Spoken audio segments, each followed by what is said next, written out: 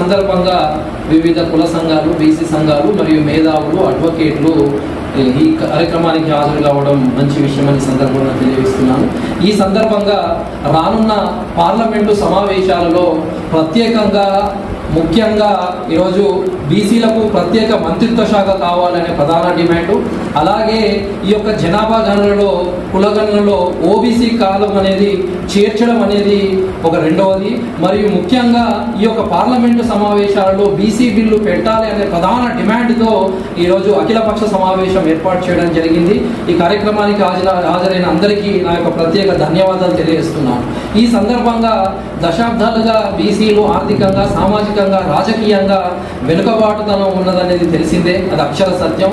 So అంతేకాకుండా రాజ్యాంగంలో తెలిపిన ప్రకారము సమాన అవకాశాలు, సమాన వాటా ప్రతి ఒక్కరికి రావాలని తెలియజేస్తున్నాను. దశాబ్దాలుగా బీసీలు వెనుకబడుతున్నారు కాబట్టి ఖచ్చితంగా ఓ ప్రత్యేక మంత్రిత్వ శాఖ ఏర్పాటు చేయడం అనేది చాలా కీలకమైన అంశం కాబట్టి బీజేపీ ఇప్పటికైనా మీరు ఖచ్చితంగా ప్రత్యేక మంత్రిత్వ శాఖ ఏర్పాటు చేయాలనేది ప్రధాన డిమాండు. లేని ఎడల జాతీయ స్థాయిలో ఒక మహా ఉద్యమాన్ని కూడా ఏర్పాటు చేయాల్సిన సందర్భం వస్తుందని తెలియజేస్తున్నాం.